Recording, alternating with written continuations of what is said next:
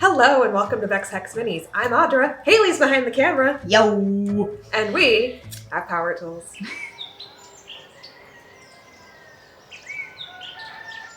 We are currently attempting to cut out our new door hole that we mentioned in the previous video when we were also filling in our windows so that our room divisions are going to work better. This is actually attempt number 2 because our first attempt with a Dremel tool didn't work. When they say heirloom quality, they mean it, guys. This wood is so thick, the Dremel saw blade we bought, even though it was designed for wood, only got a quarter, maybe a third of the way through if I'm being generous. It didn't end well.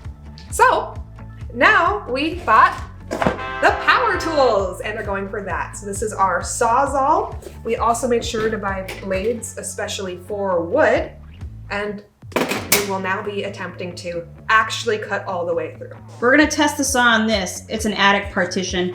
I know in our second video, Audra said that this was the one thing we weren't modifying about the structure, and we haven't actually updated you guys. We are changing it. We're not putting these in. I only know that because I just watched that video and I was like, oh shit, we aren't doing that anymore. So, we want the floor space. Yeah, we want the floor space. So because this is the same width as the rest of the house, we're gonna test the Sawzall on this. That looks intense, you guys. All right, here we go. All right. Yep. Line this motherfucker up. All right, are we ready? Go. This did not work very good, huh? Okay, so it is working. My grip strength basically isn't good enough to hold this down and saw at the same time. It's very aggressive. Oh, hey! Remember we glued it together and the only thing holding it was tape? We still got some! Yay.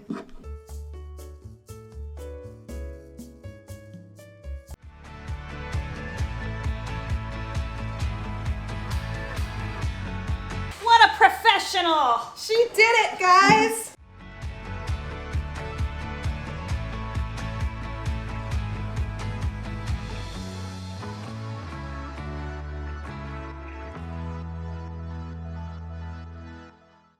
It definitely gets the fucking job done.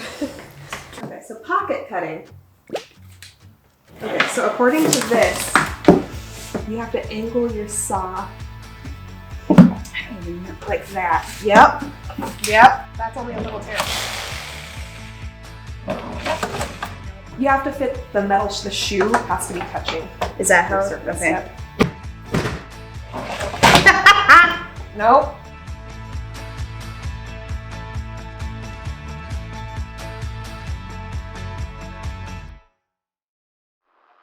I think it was working. Oh my god, it was working? I think so. Oh, because that looks...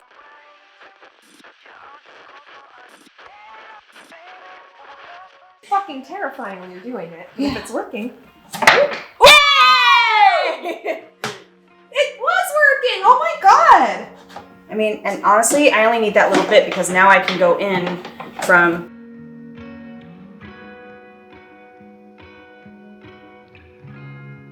Oh shit, that's an arm workout though. Woo! Okay. Holy shit, that actually worked. I don't really have to sand it in there. Oh yeah, for sure. Power sander won't fit on this side, but it will fit on this side. Guys, we're geniuses. Sick. All right. Guys, there's a hole here. Oh my god. There's a hole here. So here's our before. This is our after. Pretty fucking good, right? It's not, obviously, it'll have to be cleaned up with some rigorous sanding, but We got the power sander. This, though, it's gonna present an interesting... yeah. I think if we do as many cuts down as we can, Yep, that's the idea. Let's just go in and then... break off as much as possible, and then we may have to try to pocket. Actually, we could Dremel that maybe. All right, so we're gonna take our handy dandy Dremel tool here. We fucked our wood blade last time, so we're using the metal one. Do not recommend. And we're just going to get as close as we possibly can and cut a guideline here. And what we're hoping is that even though it won't go all the way through, by doing that combined with the pressure of our deep cuts we managed to make, we can just kind of snap it off. And then sand it to perfection. And then sand it to perfection.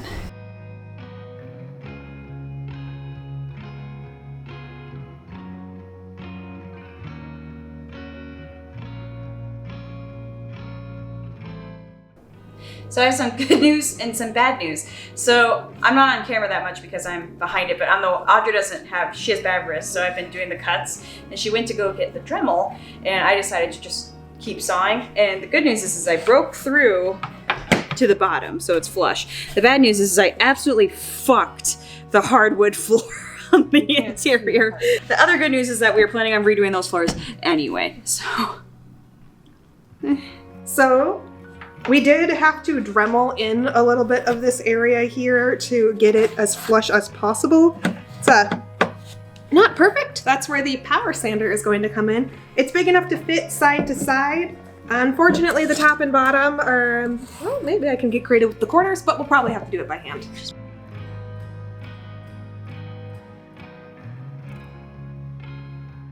We're working on the windows right now because we want to get the siding on the house. And in Victorian times, it was really common for there to be architectural flourishes around the windows, kind of in terms of like valances or, I don't know the proper term for it, but there's a lot of decoratage above the windows, and there was like a lot of geometric shapes and a lot of sort of patterning. And we wanted to emulate that so that we add a sort of, a little bit more stylistic choices to it. So in our inspo here, let me see if I can zoom in. In our inspo, you'll notice that above the windows, there's this bow tie shape, and it is intersected by a circle. And I really like that because we also have molding around our windows. So I wanted to copy that. And again, what I did is I went into Cricut Design Space. I know I mentioned this earlier, but it's been instrumental in making a lot of our custom elements for the house. And what I did is in Photoshop, I created a valance shape in that bow tie form. And it took a couple tries. I measured the windows height and width, and it took a couple tries to figure it out. Then I go to Cricut Design Space and I printed it. I print it on a special type of cardboard paper. It's called Bristol paper. It's a little thicker than cereal boxes, but a little less so than wood proper. And the Cricut will use an X-Acto blade to cut it to the size is specified by the vector. And then from there, you'll join me over here. It comes out in 4 separate pieces, which Audra will flash to in editing. And I use a Mod Podge in between each layer, and then I stack it on top of itself. So it creates a very thick valance that we are then going to put on top. Then I've also done some other things, such as I've repeated this process with a couple other elements, such as the bisecting circles to add some dimension and elevation to it. And we're gonna put those together on top and we'll see how they turn out. But right now, that's what we're doing, is constructing that. And then I'm also going to try it with a little decorative arch around our upper window in a circular pattern. So I'll get back to you on how that goes.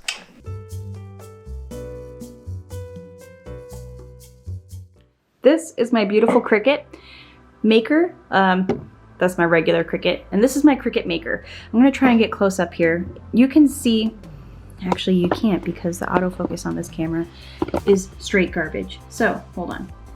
So this is the deep point blade. This is what allows us to cut wood. This was something we actually had to go and find. We had to go to like 3 Michaels to find it. It was quite the adventure. Okay, so this is locked in. Then you're just gonna feed that into the printer. So we have these guidelines here, and we have enough clearance for the rotary wheels on both sides. Then you're just gonna feed it into the machine.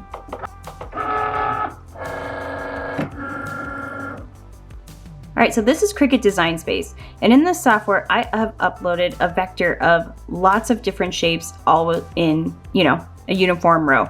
This was actually pretty easy. All I did was go to hexagon, and I made a hexagon, and then I just held that down until it was the siding size I wanted, and I just copied that all over. And then afterwards, I saved it so I could just make sure I had consistent siding the whole time. So as you can see, I get a fair amount of tiles out of running this, and it goes to about 9 inches. So even then, I've still left myself plenty of space. Then I'm just gonna go to make it. I ensure that the Cricut is lined up, that I have my wood, and then I'm just gonna go to continue. I make sure that it's connecting to the right machine. In this case, it is using Bluetooth and connecting to my Maker.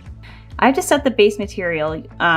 You can browse and they have just like tons and tons and tons of materials that you can use, but I just favorited the basswood because that's what we're cutting right now.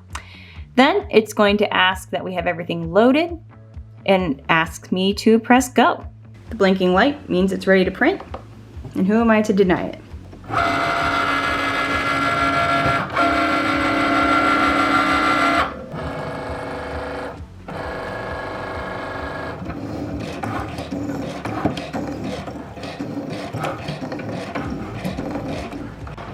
Y'all, it's gonna do this for like 35 to 40 minutes. So then I busy myself with other projects. So, fun fact, I know we said we'd stop forgetting to film outros. We forgot to film an outro.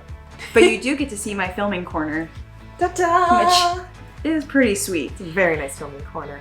So, we hope you enjoyed that. As I said earlier, we broke every OSHA rule possible. Please actually use proper safety equipment if you guys are using power tools. Dave, I'm sorry. Don't disown me. I did great. Did awesome. I cut that fucker out. I did awesome. Anyway, so next week, we already know what we're doing.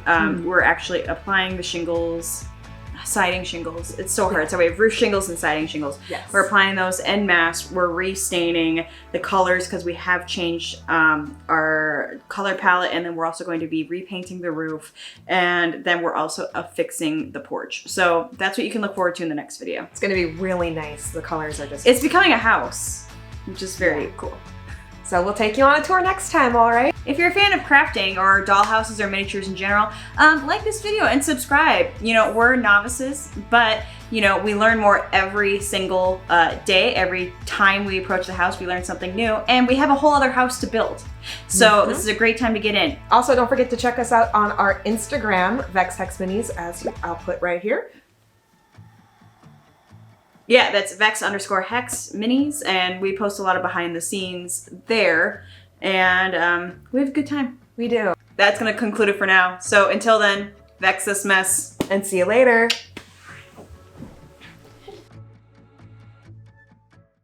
Vex this mess. You said it last time. You said last 3 times. Okay. It's my turn.